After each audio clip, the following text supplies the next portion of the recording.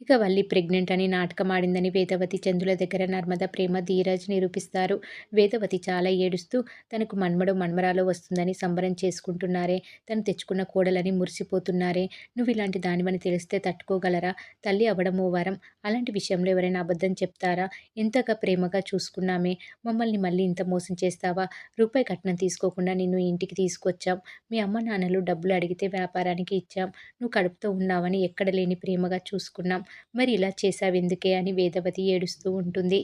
నర్మద నిజంగా నీ కడుపు పోగొట్టిందని దాన్ని కొట్టానే, అసహ్యించుకున్నానే. అది చూసి ఆనందపడ్డావు కానీ నిజం చెప్పలేదు. నా కొడుకుతో సహా ఎవ్వరూ నిన్ను నమ్మలేదు. నేను నిన్ను ఇంటికి తీసుకొచ్చాను. నాకు బాగా బుద్ధి చెప్పావని తల బాదుకొని వేదవతి ఏడుస్తూ ఉంటుంది. నిన్ను చూస్తే నాకు భయం వేస్తుందే. అమ్మతనంలోనే ఇంత మోసం చేసిన నువ్వు నా ఇంటిని ఏం చేస్తావా అని భయంగా ఉంది. ఇక నువ్వు ఒక్క క్షణం కూడా నా ఇంట్లో ఉండడానికి వీల్లేదు అని ఇంటి నుంచి తీసుకెళ్లి పుట్టింట్లో వదిలేస్తుంది వేదవతి. ఇక మరోవైపు విశ్వక్ అమూల్య కేసు హియరింగ్‌కి రావడంతో రామరాజు లాయర్‌ని కలిసి మాట్లాడతాడు. జరిగింది మొత్తం లాయర్‌కి చెప్తాడు. విశ్వక్‌కి కోర్టులో శిక్ష పడేలా నేను చేస్తా అని లాయర్ అంటాడు. ఇక మరోవైపు వేదవతి వల్లిని ఈడ్చుకొని పుట్టింటికి వస్తుంది. నన్ను వదిలేయొద్దు. ఈ ఒక్కసారి నన్ను క్షమించండి అని వల్లి బతిమలాడుతూ ఉంటుంది వేదవతిని. ఏమైంది వదిన గారు అని భాగ్యం అడిగితే నీ కూతురు కడుపుతో ఉంది కదా! పురిటికి తీసుకొచ్చా. సిగ్గులేదా నీకెందుకు నీ కూతుర్ని తీసుకొచ్చానో తెలియదా? ఏం తెలియని నంగనాచిలా మాట్లాడుతున్నావు. కూతుర్ని అత్తారింటికి పంపడానికి కడుపుతో ఉందని చెప్తావా? మమ్మల్ని పిచ్చోల్ని చేస్తావా? అని తిడుతూ ఉంటుంది భాగ్యాన్ని వేదవతి. నా కూతురు కాపురం నిలబెట్టడానికి మరో దారి లేక ఇలా చేశా అని భాగ్యం అంటుంది. ఇలా చెప్పడానికి సిగ్గులేదా?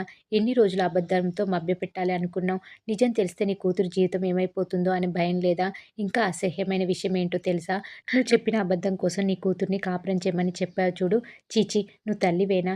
నువ్వు నీ కూతురు కలిసి నా కొడుకుని వెర్రిబాగుల వాడిని చేశారు అని తిడుతూ ఉంటుంది వేదవతి. నిజం చెప్తే నన్ను ఇంట్లో నుంచి బయటకు గెంటేస్తారేమోనని భయపడి చెప్పలేదని వల్లి ఏడుస్తూ ఉంటుంది. జరిగిందేదో జరిగిపోయింది. ఈ ఒక్కసారి క్షమించి నా కూతుర్ని తీసుకెళ్ళండి అని భాగ్యం అంటుంది. కొట్టే వరకు తెచ్చుకోవద్దు. మీకు ఆ రోజే చెప్పా. ఇంకోసారి ఇలా అయితే నీ కూతుర్ని నీ ఇంట్లో వదిలేస్తా అని. నీ కూతుర్ని నీ దగ్గరే ఉంచుకో అని అంటుంది వేదవతి. ఇక వల్లి వేదవతి కాళ్ళు పట్టుకొని బతిమలాడుతుంటే భాగ్యం ఆపి, వాళ్ళ కాళ్ళు పట్టుకునే కర్మ నీకేంటే? వాళ్ళ మీద కోర్టు కేసు పెడదాం. నీ మీద గృహహింస కేసు పెట్టి మీకు శిక్ష పడేలా చేస్తా అని భాగ్యం వేదవతితో అంటుంది. ఎక్కడికెళ్తావో వెళ్ళు, అందరూ నీ ముఖాన్ని ఉమ్మేస్తారు అని వేదవతి భాగ్యంతో అంటుంది.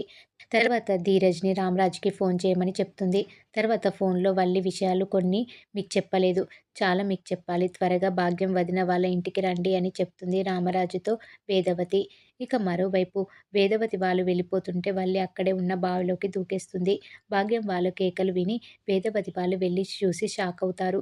ధీరజ్ బావిలో దూకి వల్లిని కాపాడతాడు. మళ్ళీ వల్లి దూకేస్తా అని అంటే వేదవతి ఒక్కటి కొట్టి ఎందుకిలా చేస్తున్నావంటే, ఎందుకు బతకాలో తెలియనప్పుడు చచ్చిపోక ఇంకేం చేయాలి? నాకు నా అత్తారిల్లు కావాలి. నా మొగుడు కావాలని వల్లి ఏడుస్తూ ఉంటుంది. నిజంగా నీకు మొగుడు కావాలని ఉంటే నన్ను నన్ను ఇలా పిచ్చోడిని చేసేదానివి కాదు అని అంటాడు చందు. నువ్వంటే నాకు ప్రాణం అని వల్లి ఏడుస్తూ ఉంటుంది. ఇదంతా నీ వల్లే అని భాగ్యాన్ని వల్లి తిడుతుంది. నువ్వు నా కాపురాన్ని కూల్చేశావని తల్లిని నిందిస్తూ ఉంటుంది వల్లి. ఇప్పుడు మీరు నన్ను కాపాడొచ్చు కానీ మీరంతా వెళ్ళిపోయిన తర్వాత నేను చచ్చిపోతాను. అప్పుడైనా మా అమ్మ చెప్తే అంతా చేశానని నమ్మండి అని ఏడుస్తూ ఉంటుంది వల్లి. మరి ఏం జరగబోతుంది అనేది రాబోయే ఎపిసోడ్‌లో తెలుసుకుందాం.